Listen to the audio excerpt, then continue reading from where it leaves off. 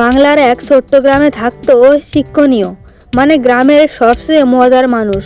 ওর আসল নাম সিকান্দার আলী, কিন্তু সবাই তাকে শিক্ষণীয় কারণ হাসতে হাসাতে মানুষের পেট ব্যথা করে দিত। চেহারায় চিকন, লম্বা পাজামা, নীল কালো ফতুয়া আর মাথায় একটা বাঁকা টুপি, দেখলেই হাসি চলে আসতো মানুষের মুখে। শিক্ষণীয় একটাই স্বপ্ন, দিনে দিনে বড় বিজনেসম্যান হওয়া।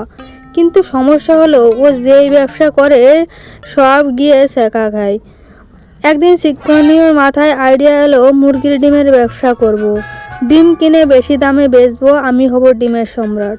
সকাল সকাল বাজারে গেল, দেখলো একজন বুড়ো লোক ডিম বিক্রি করছে। শিক্ষণীয় বলল, চাচা ডিম কত? বিক্রেতা বলল, 10 টাকা একটা। শিক্ষণীয় গম্ভীর হয়ে বলল, না, আমি ডিম কম দামে কিনবো, তুমি আমাকে 5 টাকা একটা দাও, বুঝলে? বিক্রেতা হেসে বলল, দূর হতভাগা, 5 টাকায় তো মুরগিও ডিম দেবে না। শিক্ষণীয় মুচকি হেসে আরেক দোকানে গেল, আরেকটা। সবাই তাকে পাগল ভাবলো। শেষে সে একটু দূরে বসা এক ভদ্রলোককে দেখে বলল, ভাই, ডিম কিনবো, কত টাকা? ভদ্রলোক বলল, 5 টাকা। শিক্ষণীয়র চোখে পানি চলে এলো আনন্দে। সঙ্গে সঙ্গে 20টা ডিম কিনে ফেললো, ব্যাগে ভরে তুলতে তুলতে বাড়ি ফিরল।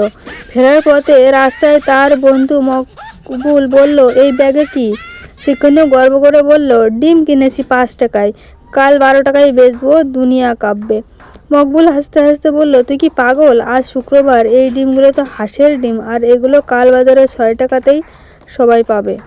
শিক্ষণীয় থমকে দাঁড়ালো, চোখ বড় বড়, কি আমি হেরে গেলাম?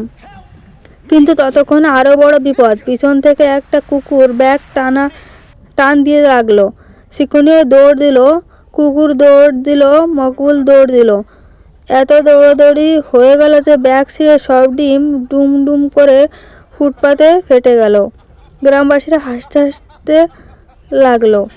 সবার মুখে একটাই কথা, এই জন্যেই ও শিক্ষণীয়। এতেই হাল ছাড়ল না শিক্ষণীয়। এইবার বলল, আমি ডাক্তার হব, সবার সর্দি কাশি সারিয়ে দেব। ঘরে বসে একটা বড় বোর্ড লিখলো, ডক্টর শিক্ষণীয়, সব রোগের মহাঔষধ। বোর্ড ঝোলাতেই প্রথম রোগী ঢুকলো। এক লোক প্রচণ্ড মাথা ব্যথা নিয়ে এসেছে। শিক্ষণীয় বলল, চোখ বন্ধ করুন, আমি মাথার ব্যথা বের করে দেবো।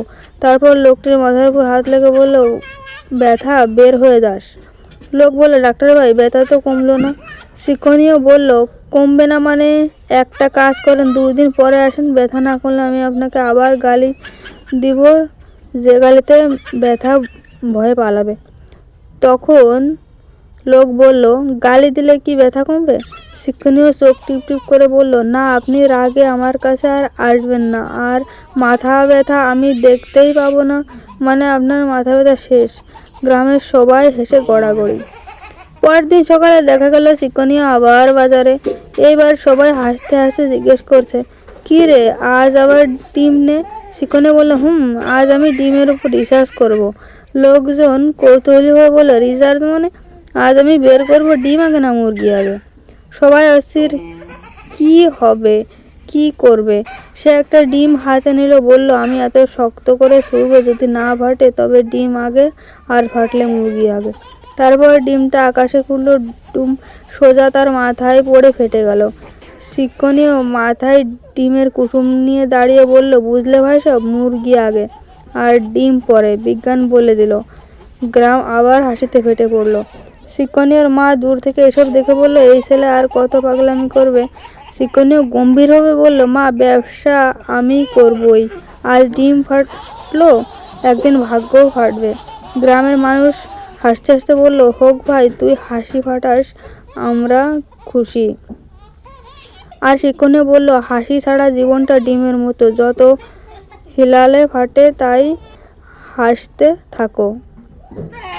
গল্পের নীতি, হাসি মানুষকে এক করে আর ব্যর্থতা মানুষকে শেখায়।